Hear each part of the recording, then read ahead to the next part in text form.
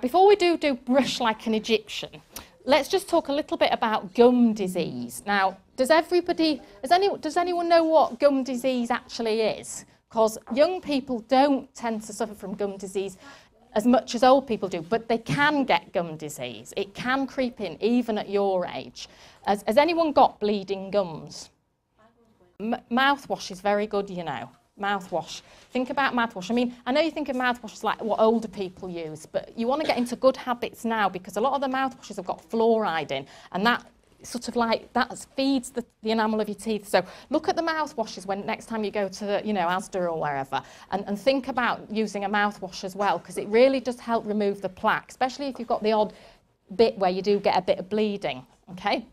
Now, it doesn't matter at that stage when it bleeds a bit, but it does matter if your teeth fall out, and that's what gum disease is. It's when the teeth actually fall out. So what does it actually look like? Well, I'm not going to bother with that slide because it doesn't really tell you anything, but this does, so you can see that is what early gum disease looks like. Now, that's somebody that's got gum disease kind of right the way round the mouth, but they've focused in on the front ones, whereas some people just sort of might have one spot like that, say, in between two teeth, but you can see there's blood there, and look at, what do these gums look like to you? What do they look normal?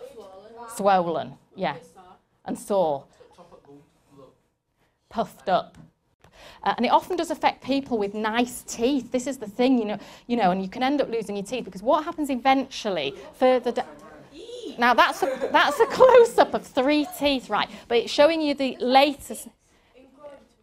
What you're looking at there is that's the bit that you should see, but you shouldn't see anything beyond that bit. So the gum and the bone have like receded until all the roots of the teeth are showing. So this sort of bit there where it looks a bit yellow, and that bit there. So you know, like the expression "long in the tooth." Have you ever heard that? Oh, he's getting a bit long in the tooth. Comes from when older people who get gum recession. It's a bit like when a man goes bald, yeah, and the hairline recedes. The teeth, the bone can recede, and the gum recedes. You end up with all the roots showing. Now let me just show you a slide of what really bad. Wet brown stripes from tobacco pipes and way-oh, way-oh, way-oh, way-oh.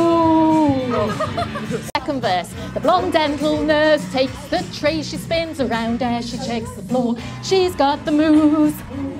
You drop the rinse, then she brings you more. All the school kids, they have good teeth, and like the old folks, cause they got none. When the buzzer rings, away, oh, they're brushing like an Egyptian. All the kids in the school lunch break say, way, oh, way, oh, way, way, oh. Okay, you ready? Hey, say it. Brush like an Egyptian. Go on. Brush like an Egyptian. Go on. Harry, do it. No. Lady D, does that appeal to you? With the concept I'm bringing you something new, I'm going to convince you that I've got something to say. So listen up now, because I'm coming your way. Lady Dentist is advising you. With the concept I'm bringing you something new, I'm going to convince you that I've got something to say. So listen up now, because I'm coming your way. I'm saying visit the dentist, you know you should have healthy teeth that leave feeling good. Brush like an Egyptian makes no sense. Don't mind having a laugh at my own expense. Slide your butt up the chair, just lie back. Rest your arms, let them go all slack. It's not so hard, it's just some courage that you lack. If the dentist finds something wrong, now your man's in a state of shock. You start to sweat, she wants to give you a dental block. Then the dental nurse with that pipe, she sucks out the water till it's done. And the patient knows it's time to brush like Egyptian. Dentist in the surgery says, where you, where you, where you, where you. She says, let's brush like an Egyptian. Come on now, brush like an Egyptian. What about these girls over here? You seem great to me. Brush like an Egyptian. He's very low. Come on, dude. Brush like an Egyptian. That's brilliant. That was good, wasn't it? Some of you will be more prone than others, and that's what we mean by family history, yes? And there's all sorts of factors there that cause a tendency to get gum disease, but that's just an example there of a smoker. an older person, a smoker there. I just wanted to mention that smoking, obviously, you're much more likely to get, on here it shows you 3 images of different places where you can get cancer in the mouth. So don't just think that cancer, that smoking causes lung cancer, it can cause mouth cancer as well. Okay, so think about that, because I know at your age, you want to know what smoking's all about, you're intrigued, you know, what's the fuss about smoking? But the trouble with smoking is it's the long-term effects. If it becomes a habit, mouth cancer is quite common in smokers, okay?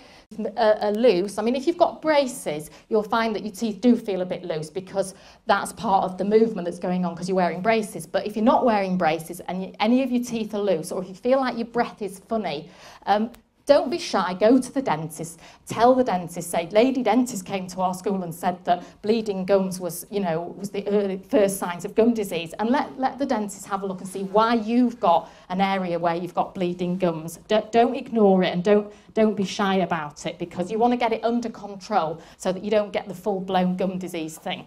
Okay? Now, all those factors that I showed you, these are the 2 things that you need to think about. You can't help your natural... Do we know what susceptibility means? How easy something might affect you. Exactly, yes. How prone you are to something. How easily you get something, yeah? So some of you will be more prone to tooth decay than others, and you'll find that even brothers and sisters have either got more fillings or less fillings than you have.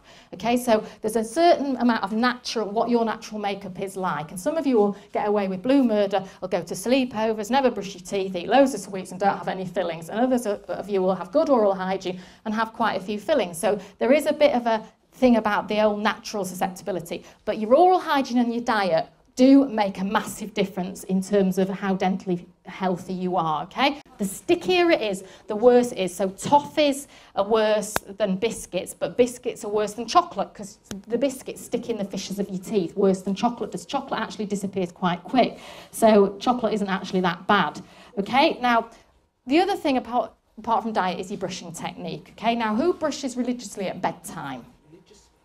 In other words, every night, no matter how you feel. Yeah, I don't mean like praying as you brush. Right, that's pretty good. Because we're running out of time anyway, aren't we? Do a wrap. We'll do it. Right, we'll do another wrap in a minute. Does anyone use floss? Yeah, that's good, because you said you had a bit. Especially use floss around that bit that bleeds. Because the thing about floss is, as long as you don't ram it down too far, you're going to do only good, not harm. Well, yeah, what you've got to do is you've got to get it past the tight bit, but no further down than that. Once you feel it go past what we call the contact point, which is the tightest bit, there's like a looser section where the teeth kind of go out in different directions, like a little triangle.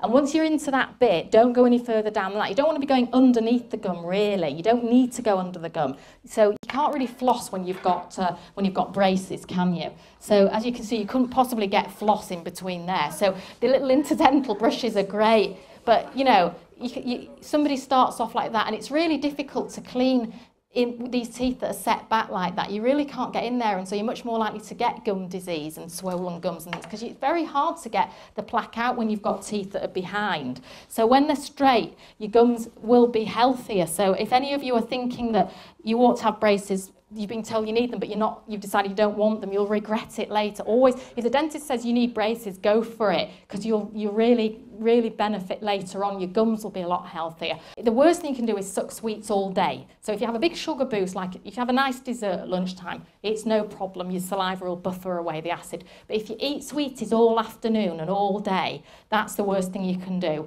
And always brush at bedtime. Think about, what you're eating. Make sure you don't eat sticky sweet stuff, and basically remember that you can't help your genetic makeup, but you can help your diet. So really good audience, thank you. Do you feel like you learned something about teeth? Yeah. I was hungry, not now. No. No.